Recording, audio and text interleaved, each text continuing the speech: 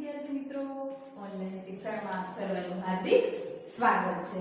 આજે આપણે ધોરણ 6 ગુજરાતી જેમાં વ્યાકરણ શીખીશું। પેજ નંબર 10 ઉપર બધા વિદ્યાર્થી પોતાનું પાઠ્યપુસ્તક ખોલે અને જેમાં પેજ નંબર 10 ખોલે। એની ઉપર આપણને વ્યાકરણ આપેલું છે। સૌપ્રથમ આપણે જોઈએ તો અહીંયા આપણને આપેલું છે નામપદ।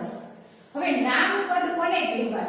તો કે નામ જ્યારે વાક્યમાં વપરાય ત્યારે નામપદ તરીકે ઓળખાય છે। શું કીધું છે કે જ્યારે નામ એ વાક્યમાં વપરાય ત્યારે આપણે એને નામપદ તરીકે ઓળખીએ છીએ।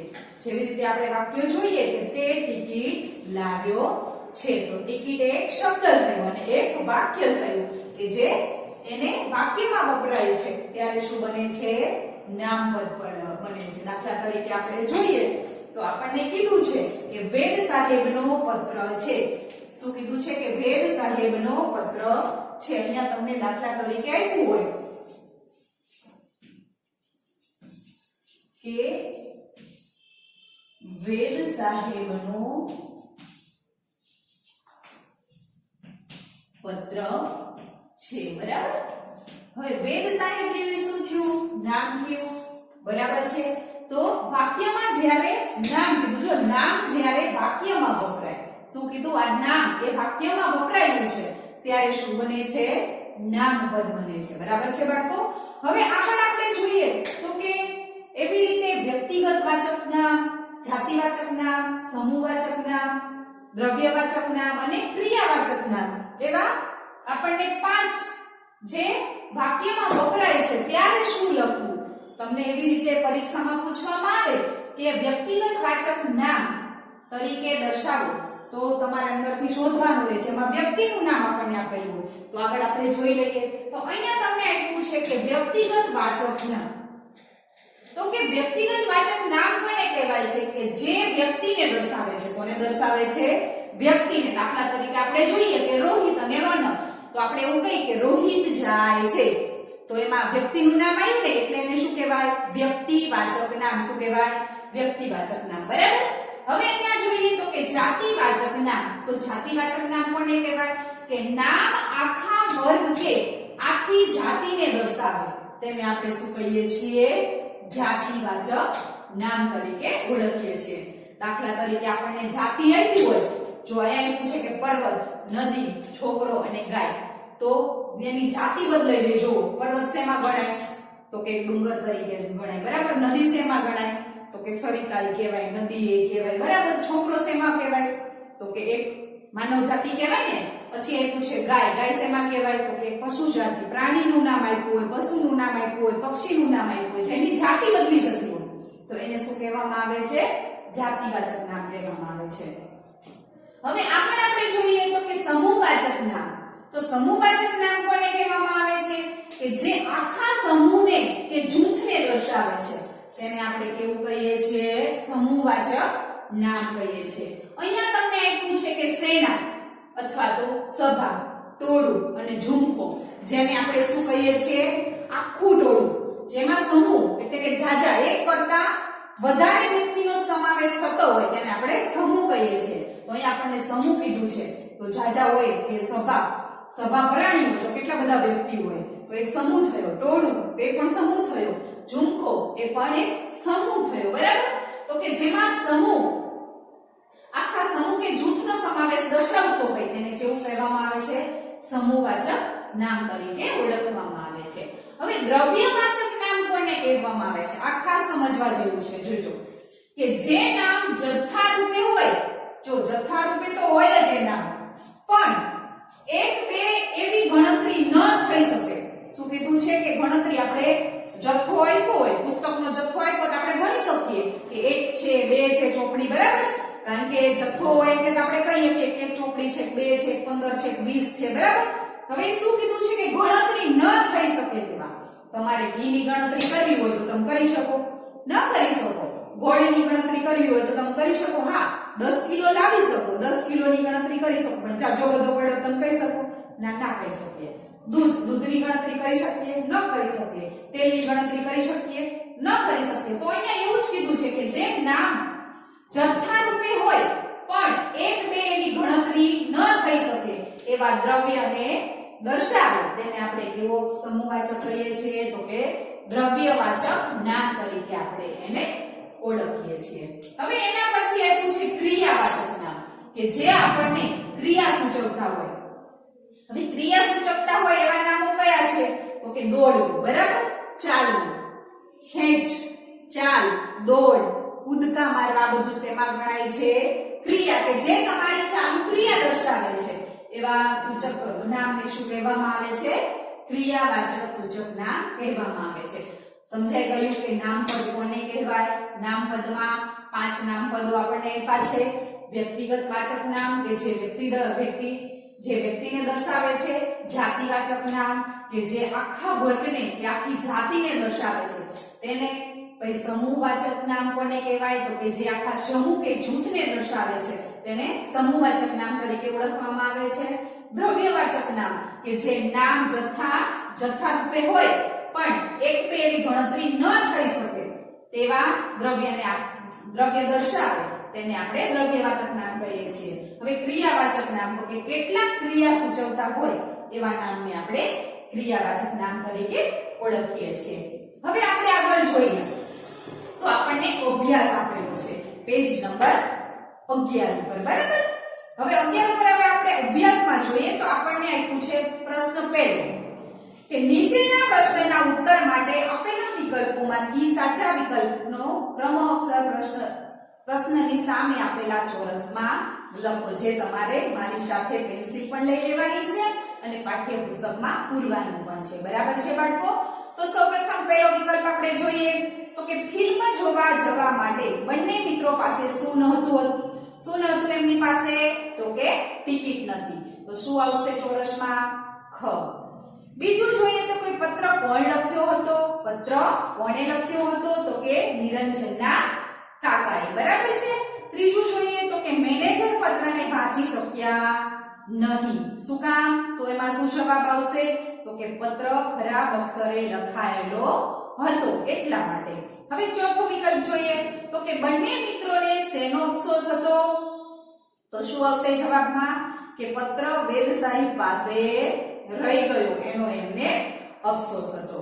હવે જોઈએ તો પ્રશ્ન નંબર 2, નીચેના પ્રશ્નના ઉત્તર આપો.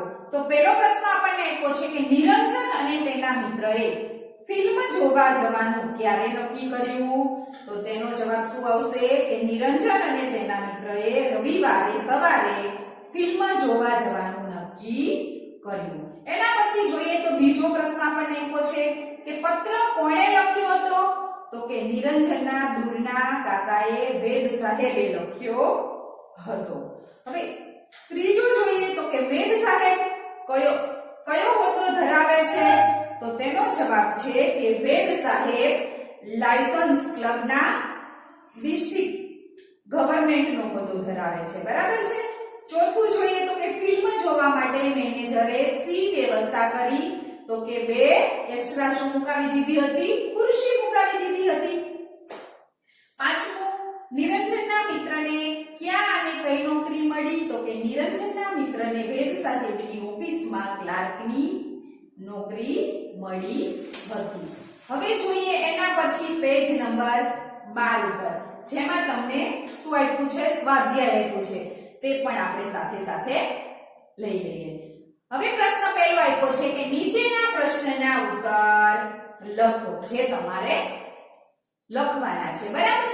તો જોઈએ તો પહેલો પ્રશ્ન આપણને આપ્યો છે કે પત્ર જાદુઈ કેમ લાગ્યો? તો તેનો જવાબ છે કે લેખક એમના મિત્ર નિરંજન સાથે રવિવારે સવારે સિનેમા જોવા ગયા. તેમને અગાઉથી ટિકિટ નક્કી કરી લીધી હતી કે તેમને અગાઉથી ટિકિટ નક્કી કરી ન હતી અને થિયેટર હાઉસ ફૂલ હતું.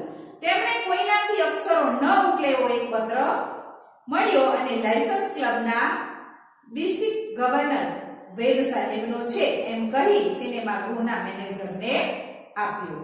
મેનેજરે બાલ્કનીમાં 2 વધારાની ખુરશીઓ મુકાવી દીધી અને બંને મિત્રો માટે સિનેમા જોવાની વ્યવસ્થા કરી. આથી પત્ર જાદુઈ લાગ્યો.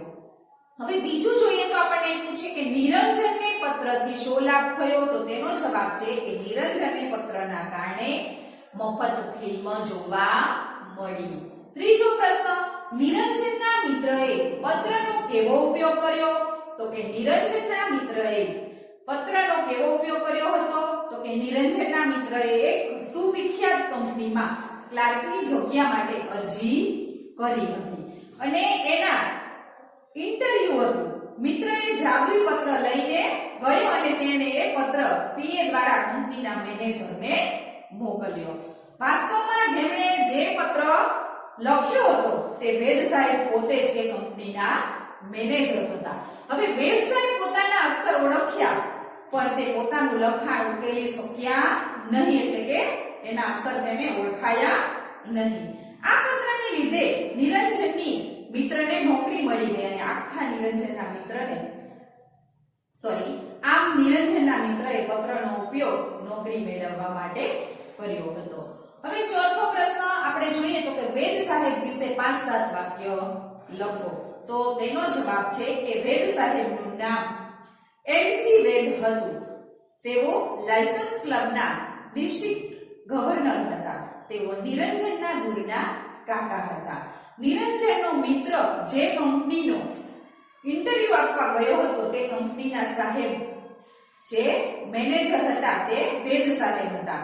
પત્ર તેમના જ હસ્તાક્ષરે હતો, છતાં તે વાંચી શક્યા નહીં અને આવો પત્ર તેમણે કોઈને ભલામણ માટે લખ્યો હોય એવું પણ તેમને યાદ ન હતું.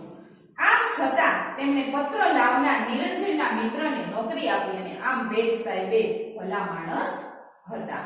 હવે આપણે જોઈએ તો એના પછી આગળ પ્રશ્ન 2, નીચેના પ્રશ્નના ઉત્તર વિચારીને લખો. પહેલું આપ્યું છે કે તમે આ પત્રનો ઉપયોગ કેવી રીતે કરશો? તો તેનો જવાબ છે કે આ પત્રનો ઉપયોગ હું આ રીતે અંગત લાભ મેળવવા માટે ક્યારે નહીં કરું. બાળકો, તમે પણ આવા મિત્રો કે જે તમને કે આવું કરો એનો તમે ઉપયોગ કરશો કે નહીં કરો? તો કે અમે પણ આનો ઉપયોગ કરશું નહીં. બરાબર છે? હવે આગળ જોઈએ તો આપણને એક પૂછે બીજો પ્રશ્ન કે આ પત્રથી બંને મિત્રોને શો ફાયદો થયો? તો તેનો જવાબ છે કે આ પત્રથી નિરંજન અને તેના મિત્રને મફતમાં ફિલ્મ જોવા મળી અને પત્રના નિરંજનના મિત્રને વેદ સાહેબની ઓફિસમાં ક્લાર્કની નોકરી મળી. એનો ફાયદો થયો. હવે રૂઢિપ્રયોગ જોઈ લઈએ તો આપણને એમ પૂછે જંખવાળા પડી જવું, તો કે છોભીલા પડી જવું અથવા તો ખસિયાણા પડી જવું. તો તેનું વાક્ય બનાવવાનું છે. તો તમે શું બનાવશો વાક્ય બાળકો? તો તેનું વાક્ય છે કે જૂઠાણું ખુલ્લું પડી જતા ખુશાલ બધાની આગળ જંખવાળો પડી ગયો. હવે સ્તબ્ધ થઈ જવું એટલે કે આશ્ચર્યચકિત થઈ જવું. તો તેનો જવાબ છે કે પોતાના દીકરાને જ ઘરમાં ચોરી કરતો જોઈ પિતાજી સ્તબ્ધ થઈ ગયા. તમે ચોરી કરો તો તમારા પિતાજીને નવાઈ લાગે ને? સ્તબ્ધ થઈ જવું એટલે કે ચૂપચાપ કાંઈ બોલવું નહીં, આશ્ચર્યમાં પડી જવું. એમ મારો છોકરો આવું કરી શકે એમ. મોતિયા મરી જવા, તો એનો અર્થ થાય છે કે હિંમત હારી જવી. જેનું વાક્ય છે કે જંગલમાં દૂરથી સિંહને આવતો જોઈ અને પ્રવાસીઓના મોતિયા મરી જાય છે. બરાબર? હવે વિરામ ચિહ્નો મૂકવાના છે. શું? વિરામ ચિહ્નો આપણને આપ્યા છે. તો અહીંયા આ તમને બધાને સમજાઈ ગયું હશે. બરાબર છે ને? હવે આગળ આપણે જોઈએ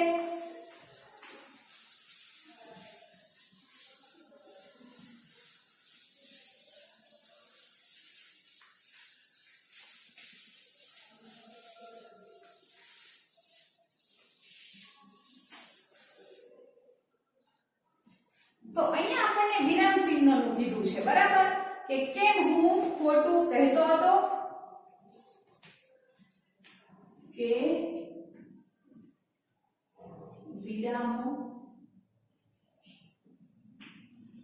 ચિહ્ન મૂકો. બરાબર?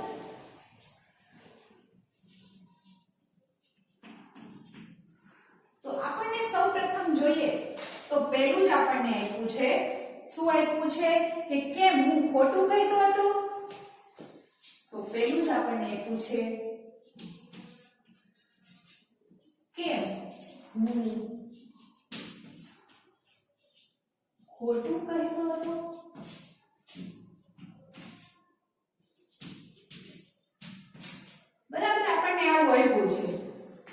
આપ્યું છે કે કેમ હું ખોટું કહેતો હતો, બરાબર. હવે આપણને આવું આપ્યું છે, એમાં આપણે સુધારો મૂકીને એમાં વિરામ ચિહ્નો મૂકવાના છે, બરાબર છે. તો કેમ આગળ શું આવશે? ડબલ ઇન્વર્ટેડ કોમા આવશે. કેમ, બરાબર. અહીંયા શું આવશે? અલ્પવિરામ. પછી કેમ હું ખોટું કહેતો હતો, શું આવશે? ત્યાં વાક્ય પૂરું થશે ને.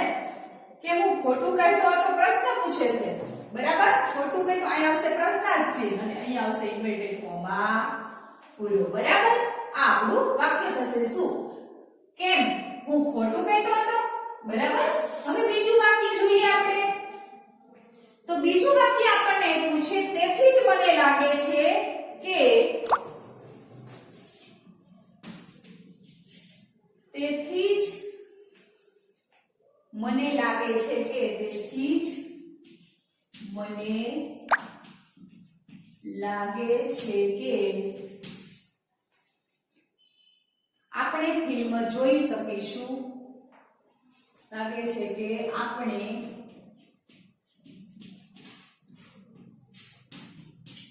ફિલ્મ જોઈ શકીશું, બરાબર છે ને. આપણે ફિલ્મ જોઈ શકીશું. કોણ બોલે છે? નિરંજને કહ્યું. નિરંજને કહ્યું, બરાબર. આપણને આવું આપ્યું છે. હવે એમાં આપણે મૂકવાના છે ચિહ્નો, બરાબર. તેથી જ મને લાગ્યું કે આપણે ફિલ્મ જોઈ શકીશું. જો ત્યાં અટકાઈ જવાની શેમાં આવશે? ડબલ ઇન્વર્ટેડ કોમામાં, બરાબર. જોઈ શકીશું અને અહીંયા વાક્ય પૂરું, બરાબર. તેથી જ મને લાગ્યું છે કે આપણે ફિલ્મ જોઈ શકીશું. અહીંયા વાક્ય પૂરું થાય છે. ડબલ ઇન્વર્ટેડ કોમા પૂરા. નિરંજને કહ્યું, ત્યાં પણ અહીંયા શું આવશે? પૂર્ણ વિરામ, બરાબર. આવી રીતે આવશે. હવે આગળ જોઈએ ના સાહેબ. જો ના સાહબ, તો ત્રીજું વાક્ય આપણને પૂછે કે ના સાહબ.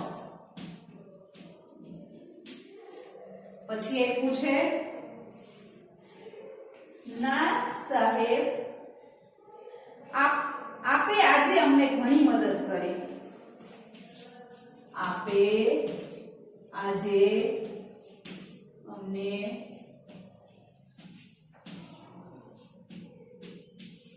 ઘણી મદદ કરી, બરાબર. તો અહીંયા આપણે મૂકવાનું છે તો ભાઈ ના સાહેબ કેવી રીતે આવશે? ના સાહેબ જ્યાં ઉદ્ગાર ચિહ્ન આવશે. જો પેલા ડબલ ઇન્વર્ટેડ કોમામાં ના સાહેબ, અહીંયા ઉદ્ગાર ચિહ્ન આવશે. ના સાહેબ આપે અમને ઘણી બધી મદદ કરી. અહીંયા ઇન્વર્ટેડ કોમા પૂરા ને વાક્ય પણ પૂરું, બરાબર. સમજાઈ ગયું તમને બધાને કે ન સમજાણું? બરાબર. હવે પ્રશ્ન 5 આપણને આપ્યો છે સામેના પેજે કે નીચેના વાક્યોમાંથી ક્રિયાપદ શોધી તેની મૂળ જગ્યા પર મૂકી વાક્ય ફરીથી લખો. વાક્ય આપણે ફરીથી લખવાનું છે, બરાબર છે. તો પહેલું આપણને આપ્યું છે આવો ખાવા મારા ચાખેલા બોર. જો વાક્યને ગોઠવવાનું છે અને ફરીથી લખવાનું પણ છે. તો જેનું શું થશે? ક્રિયાપદ શોધીને લખવાનું છે. તો મારા ચાખેલા બોર ખાવા આવો. આવો એ શું થશે? ક્રિયાપદ. જે ક્રિયાનો કરનાર છે તેને આપણે ક્રિયાપદ તરીકે ઓળખીએ છીએ. બીજું આપ્યું છે કે રાજાએ સાંભળ્યો ફકીરનો જવાબ. તો શું આવશે? એનો જવાબ આવશે કે રાજાએ ફકીરનો જવાબ સાંભળ્યો. તો સાંભળ્યો એ શું આવશે? ક્રિયાપદ. હવે ત્રીજું જોઈએ તો કે ચારે બાજુ હતા પંખીઓના વિખરાયેલા પીછા. તો કે પંખીઓના પીછા ચારે બાજુ વિખરાયેલા હતા. તો હતારી એ શું થયું? આપણું ક્રિયાપદ થયું, બરાબર. ચોથું બા તો ગયા સીધા બાપુ પાસે. તો કે બા તો સીધા બાપુ પાસે ગયા. તો એમાં શું આવશે? ગયા જેવી ક્રિયાપદ આવશે. પાંચમું તમે વાપરી હશે લાકડામાંથી બનાવેલી કાંસકી. તો તમે લાકડામાંથી બનાવેલી કાંસકી વાપરી હશે. તો વાપરી દી શું થયું? આપણું ક્રિયાપદ થયું. હવે છઠ્ઠો પ્રશ્ન આપણને આપ્યો છે કે સૂચના પ્રમાણે કરો. બરાબર? હવે સૂચના જે પ્રમાણે આપણને કે પ્રમાણે આપણે કરવાનું રહેશે. તો અહીંયા જોઈએ તો કે આ પાઠમાં વપરાયેલા અંગ્રેજી શબ્દોની યાદી કરો. તો કયા કયા શબ્દો આપણને અંગ્રેજી વપરાયેલા છે પાઠમાં જેની આપણે યાદી કરવાની છે. તો સૌપ્રથમ આપણે જોઈએ તો કે show, film, ticket, theatre, high school, house full, letter pad, manager, cabin, licence, club, balcony, extra chest, interval, police, office, company, interview, PA, head office, all round અને પોસ્ટમાસ્ટર. અને છેલ્લે કયો આવ્યો? ડિસ્કર, ગવર્નમેન્ટ. હવે બીજું આપણને આપ્યું છે કે વ્યવહારમાં વપરાતા આવા બીજા અંગ્રેજી શબ્દોની યાદી કરો. તમારા વ્યવહારમાં તમે વાપરતા હોય એવા શબ્દોની યાદી બનાવવાની છે. તો જોઈએ તો આપણને આપ્યું છે ડોક્ટર, નર્સ, ઇન્જેક્શન, હોસ્પિટલ, પછી એકાઉન્ટ, પછી એલ્યુમિનિયમ, ડીઝલ, પછી post office, dairy, ballpen, train, platform. આ બધા આપણા રોજિંદા વપરાતા જે વ્યવહારમાં વપરાતા શબ્દો છે. હવે ત્રીજું જોઈએ કે આ શબ્દો પૈકી કોઈ પણ બે શબ્દ પરથી ત્રણ વાક્યો લખો. ધારો કે ડોક્ટર, તો કે ડોક્ટર શું? તો કે સંજીવ કુમાર ડોક્ટર છે. બીજું કે દર્દી, કે ડોક્ટરની સલાહ લેવી જોઈએ. અને ડોક્ટર સમાજનો એક સેવક છે. જેના 3 વાક્યો થઈ ગયા. બરાબર? હવે થિયેટર, તો કે અમારા ઘર પાસે થિયેટર છે અને અમે થિયેટરમાં ફિલ્મ જોવા માટે જઈએ છીએ. અને મમ્મી અને પપ્પા પણ થિયેટર ઉપર આવે છે. બરાબર? અહીંયા આપણો આ પાઠ પૂરો થાય છે. હવે આવતા વિડીયોમાં આપણે આગળનો પાઠ જે શીખીશું રાવણનું મિથ્યા અભિમાન. નમસ્તે, જય હિન્દ, વંદે માતરમ.